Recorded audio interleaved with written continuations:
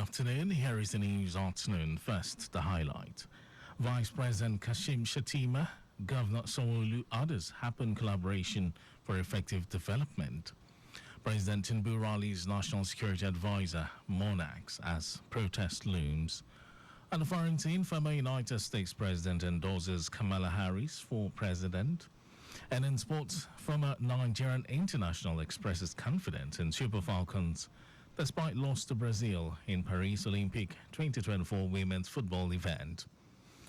Now the details. I am Mike James. The Vice President of Nigeria, Kashim Shettima, and Lagos State Governor Babajide Sanwo-Olu have emphasized the importance of partnership, innovative thinking, and effective policies for shaping a new blueprint for sustainable development and growth in Africa. The duo stated this at the Africa Social Impact Summit, ASIS 3.0. Speaking separately, they emphasized that the need for a comprehensive and integrated approach to drive progress and prosperity on the continent is crucial for the future. The Vice President, who was represented by the Special Advisor to President Tinubu on the Presidential Enabling Business Environment Council, Jumoke Oduwole, noted that whatever blueprint the continent is promoting must focus on innovation and social impact from agricultural to energy solutions.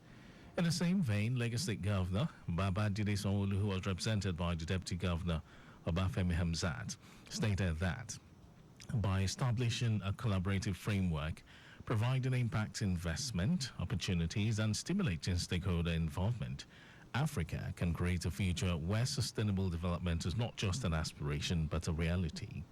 He said his administration, in line with the Themes Plus developmental agenda, is eager and ready to work with partners and all stakeholders to achieve said goals.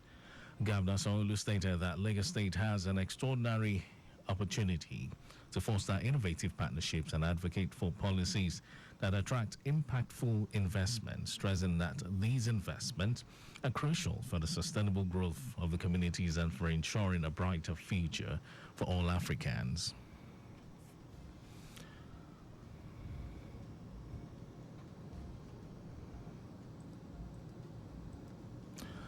As part of its efforts to engage the masses and ensure social inclusion, the Lagos State government has taken the 2025 Budget Consultative Forum to the Ikorodu division of the state.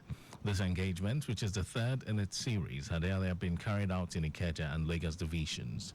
The Commissioner for Economic Planning and Budget, Okpe George, said the annual forum was an avenue to interact with the people at the grassroots through the traditional rulers who are closest to the. George stated that the essence of the forum was to get feedback from the people to know what they want the government to impute into the 2025 budget. He had this to say. Thank you. So we're always very happy to hear from traditional rulers, and we find every time we come to Ikorodu, we get a lot of value from what our traditional rulers tell us and give us. So from last year, there were a lot of things they mentioned, which we came back, which is giving a progress update report on. And this year as well, they brought up some more points which they want us to look into. And traditional rulers are the ones closest to the people, so they know what the people want. So every year we come, we listen to them. They give us the information people want, and we take it back and we put it into the budget. So going forward this year, we've heard from them. They're giving us a lot of positive feedback, a lot of positive information, which we will then take back to the office. George added that the main purpose of the forum was to make the government accountable to the people. The Lagos State Commissioner for Housing, Maruf Akindele Fatai, has been recognized as the Commissioner Man of the Year at the 18th Africa International Housing Show. According to the organizer, the Commissioner Man of the Year award acknowledges outstanding contributions and leadership in the housing sector, hence the need to honor the Commissioner for his commitment in addressing housing challenges, innovative solutions, and dedication to providing affordable housing for all.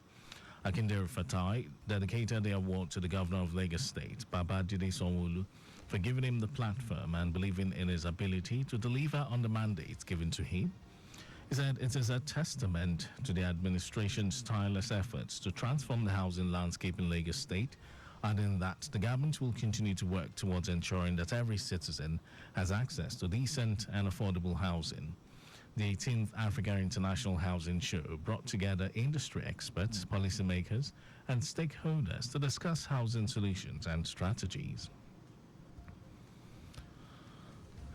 And over to the rest of the stories. President Bola Tinubu has held emergency meetings with the All Progressives Congress, state governors, prominent traditional rulers, and religious scholars at the Aso Rock Villa, Abuja, as part of efforts by the government to ensure the planned hunger protests slated for August 1 to 10 is averted nationwide.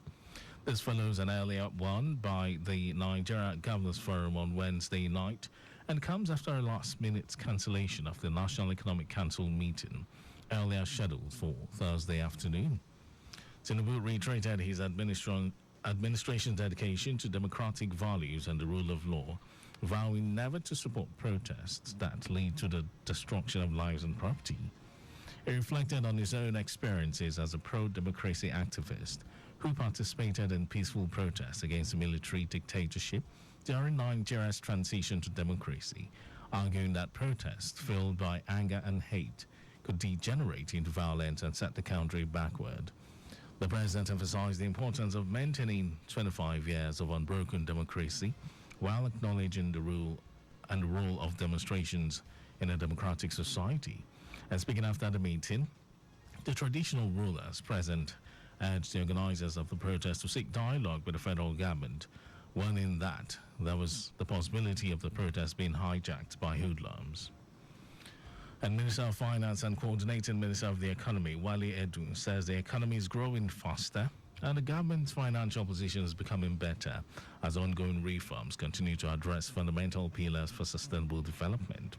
And speaking at the newly introduced quarterly media briefing in Abuja, Edu highlighted that the economy grew faster in the first quarter of 2024 compared to 2023. Edwin pointed out that the industrial sector grew 7 times faster in the first quarter 2024 than the first quarter 2023. The minister attributed this positive economic performance to the government's well-coordinated fiscal and monetary policies. Edwin noted that the government's effort to attract foreign inflows, including the implementation of the National Single Window Project, which is expected to generate $2.7 billion per annum in economic benefits. He emphasized the government's plans to provide long-term, low-interest mortgages to ordinary Nigerians to help alleviate the high cost of living. And in some foreign news, former United States President Barack Obama has endorsed Vice President Kamala Harris to be the Democratic presidential nominee, ending days of speculation over whether he would support her. Former President Obama and his wife, Michelle Obama, said in a joint statement that they believe Harris has the vision, the character, and the strength that this critical moment demands. Obama was reportedly among more than 100 prominent Democrats Harris spoke to after President Joe Biden announced he was dropping out of the race. The U.S. Vice President has already secured the support of a majority of Democratic delegates, setting her on course to become the official nominee at the party convention in August. And in sports news, former Nigeria international Aloy Agu says he is optimistic the Super Falcons will bounce back to win in ways against Spain in their second group game at the Paris Olympic women's football event. Agu said the Super Falcons were impressive against Brazil despite losing by 1-0. He stated that the Super Falcons will learn from their mistakes and bounce back against Spain. The only goal of the game was scored in the first half through Gabby Nunes. And that was our news at 12. But just before we go, stay alive, make use of pedestrian bridges where available. You can follow us on like all our various social media platforms: X, Traffic Radio 961, Facebook, Lagos Traffic Radio 96.1 FM, Instagram, Lagos Traffic Radio 961. Subscribe and watch our news and programs live on YouTube, Traffic Radio 961. You can also visit our website, www.trafficradio961.ng. Did you know that the Sanwo-Olu administration initiated 500 hectares rice farm technology intervention project? You can get more details on the Lagos State Government website, and to end the news, here are the highlights of the major stories. The Vice President of Nigeria, Kashim Shettima, and Lagos State Governor Babajide Sanwo-Olu have emphasized the importance of partnership, innovative thinking, and effective policies for shaping a new blueprint for sustainable development and growth in Africa. President Bola Tinubu has held emergency meetings with the All Progressives Congress, state governors, prominent traditional rulers, and religious scholars at the Aso Rock Villa, Abuja, as part of efforts by the government to ensure the planned hunger protests slated for August 1 to 10 is averted nationwide. And we also told you that former United States President Barack Obama has endorsed Vice President Kamala Harris to be the Democratic presidential nominee, ending days of speculation over whether he would support her. In sport, former Nigerian international Aloy Agu says he's optimistic the Super Falcons will bounce back to winning ways against Spain in their second group game at the Paris Olympic Women's Football event. And for contact with the newsroom, send a message to info@trafficradio961.ng. That ends the news broadcast compiled by Coyote Mafalashiri. Thank you so much for listening, Lagos. It's been a cloudy Friday morning. Well, prospects of rainfall. Let's see how it goes. But then it's now time for me to step aside and usher in the duo of Micah Arocha and Temitope Peterside for GNI and Go, after which a long time workout will kick off. Stay here, Lagos, and have a wonderful time. Bye for now.